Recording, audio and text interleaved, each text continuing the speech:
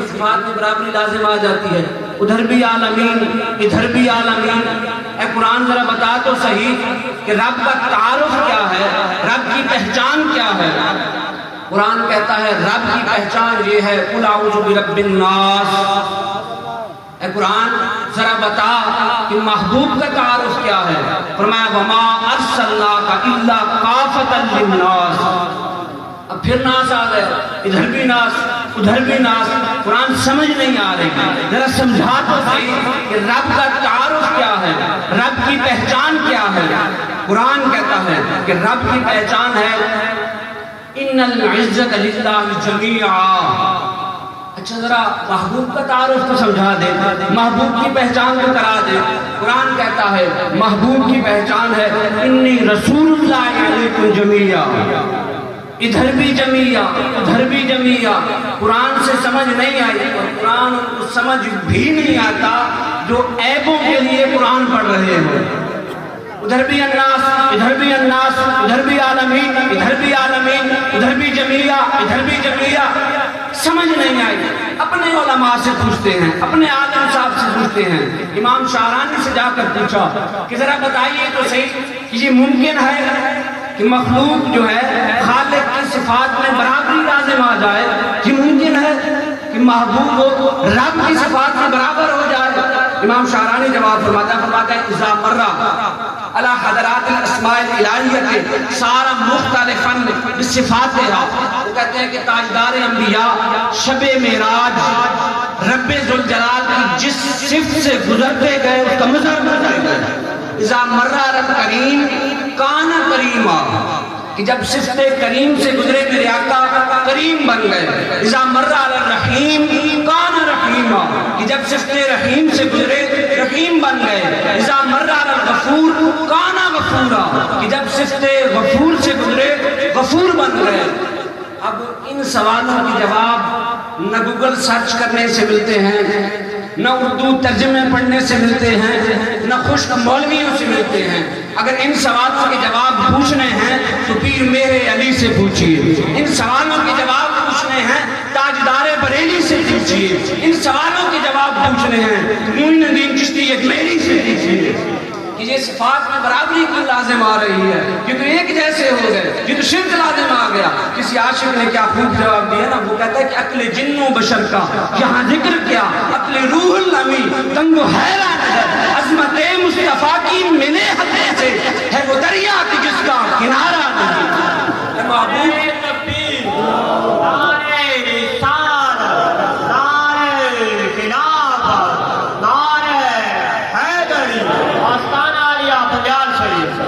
محبوب تو میرا ہے میں تیرا ہوں، دونوں جہان بنائے بھی تیرے لیے گئے۔ جس پر مرضی کرم فرما کریم بن، جس کو مرضی بخشوا غفور بن، جس پر مرضی رحم فرما رحیم بن۔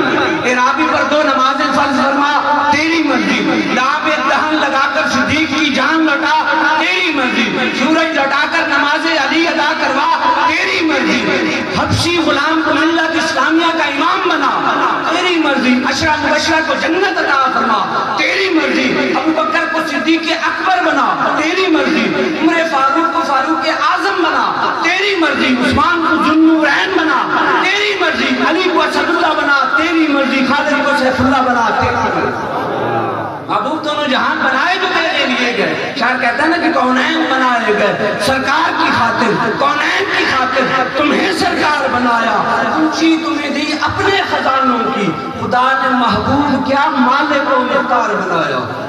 پھر اے محبوب اتنے اختیارات کے بعد لوگ آپ سے گھبرانے نہ لگ جائیں، ہچکچانے نہ لگ جائیں، کترانے نہ لگ جائیں، اس لیے فرما دیجئے انما انا بشر مثلکم، وگرنہ اے محبوب تیری مثل تیرے ایک جز کی مثل بھی نہیں ہے۔ اور ہمارا یہ عقیدہ ہے اہل سنت و جماعت کا اور صحابہ تک کہ میرے آقا کی مثل تو کیا، میرے آقا سر مبارک سے لے کر قدم مبارک تک معجزہ ہی معجزہ، کسی ایک عضو کی مثل نہیں۔ ہمارا یہ عقیدہ ہے کہ میرے آقا کے تلوں سے لگنے والی جو نالین ہے وہ جس مٹی پر لگتی ہے امت کی سوچ اتنے تک ہونی چاہیے، بس بس اس کی مثل بھی نہیں ہے، مگر نہ میرے آقا کی جز کی مثل، میرے آقا کی مثل۔ حضرت جابر سے روایت ہے، آپ فرماتے ہیں عطش الناس یوم الحدیبیہ والنبی صلی اللہ علیہ وسلم بین یدیہ رکبتاً۔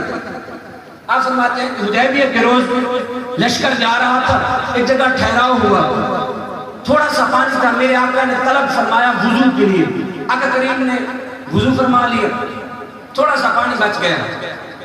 حضرت جابر فرماتے ہیں کہ ہم سارے کے سارے مل کے نا حضور کی بارگاہ میں آ گئے۔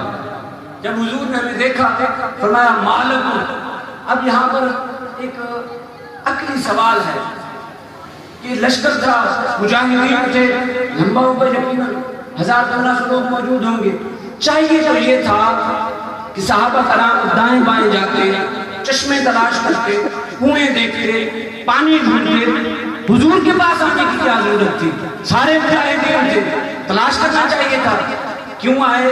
اس لیے آئے کہ صحابہ کا یہ عقیدہ تھا کہ جب بھمر میں پھنسی کشتی کو کنارہ نہ ملے، جب کسی بے سہارے کو سہارا نہ ملے، جب کسی حاجت روا کو کوئی دوارہ نہ ملے، ایک در ہے کہ جس در سے جو چاہو گے، جب چاہو گے، جتنا چاہو گے ملے گا، اور وہ ہے در مصطفیٰ۔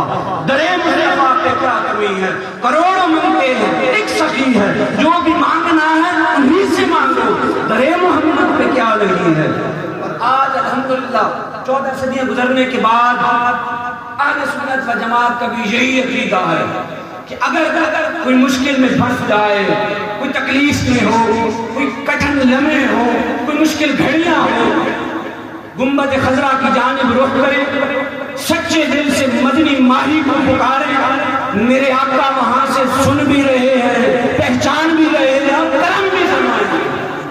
آپ کہیں گے کہ شاید ویسے بات کر گیا، کوئی دلیل کے بغیر بات کر گیا، نا میرے آقا کی حدیث مبارکہ حضور صلی اللہ علیہ وسلم نے فرمایا اسمع الصلاۃ اہل محبتی عارفون، کہ میں اہل محبت کا درود خود سنتا بھی ہوں، پہچانتا بھی ہوں۔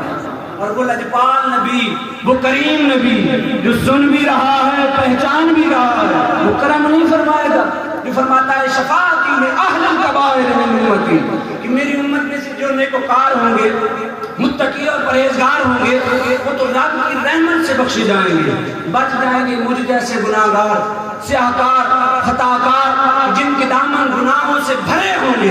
میرے آقا فرماتے ہیں شفاعتی لأہل الکبائر من امتی، میری امت میں یہ جو گناہگار ہیں، بڑے بڑے سیاہکار، میری شفاعت ان کے لیے ہے۔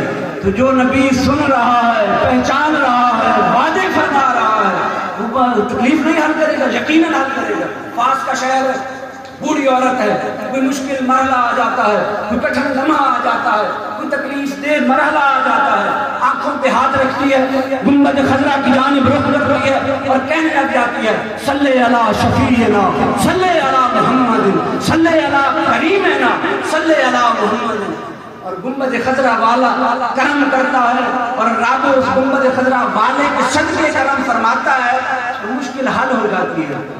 بیٹا سوال کرتا ہے کہ اماں جی یہ کیا کرتی ہیں؟ چھوٹی سی بات ہوتی ہے، چھوٹی سی تکلیف ہوتی ہے، چھوٹی سی کوئی چیز ہوتی ہے، آنکھوں پہ ہاتھ رکھ کے گنبد خضرا کی جانب رخ کر کے مدنی ماہی کو پکارنا شروع کر دیتی ہے۔ کیا ہے؟ کچھ صبر کر لیا کرے، کچھ برداشت کر لیا کرے۔ یقیناً وہ بڑھیا کہتی ہوگی کہ مٹھی میں کماداں دی نالے ساڈا ماہی لگ جا، نالے جا فریاداں دی، کہ ہم نے تو ہر چھوٹی سے چھوٹی، بڑی سے بڑی فریاد گنبد خضرا والے کو پیش کر دی ہے۔ وہ بوڑھی فوت ہو گئی، اگلے دن بیٹے کو خواب میں ملی، اسی بیٹے کو جو سوال کرتا تھا، بیٹے کو خواب میں ملی، بیٹے نے پوچھا اور وہ بڑی بڑی مسکرا رہی تھی۔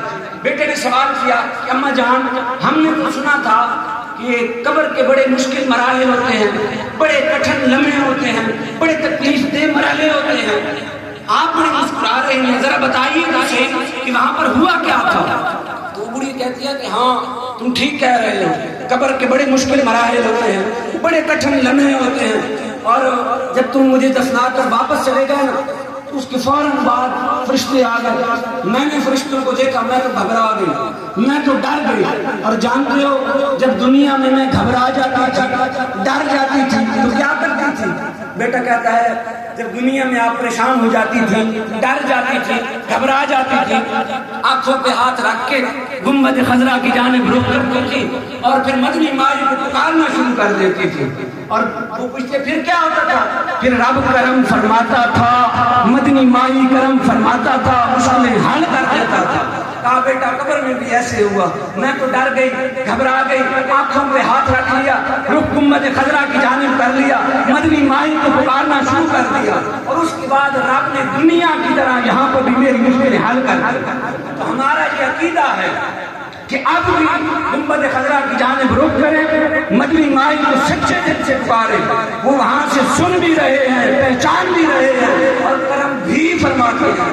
یہی عقیدہ ہے صحابہ کرام والا عقیدہ. تو حضرت جابر فرماتے ہیں کہ ہم سارے کے سارے حضور علیہ السلام کی بارگاہ میں آ گئے. ہم نے عرض کی یا رسول اللہ صلی اللہ علیہ وآلہ وسلم, آقا نہ پینے کے لیے پانی ہے, نہ وضو کرنے کے لیے پانی ہے.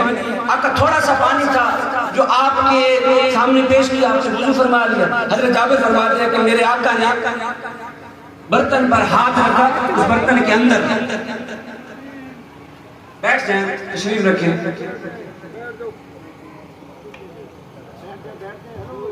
بیٹھ جائیں سامعین, تشریف رکھیں.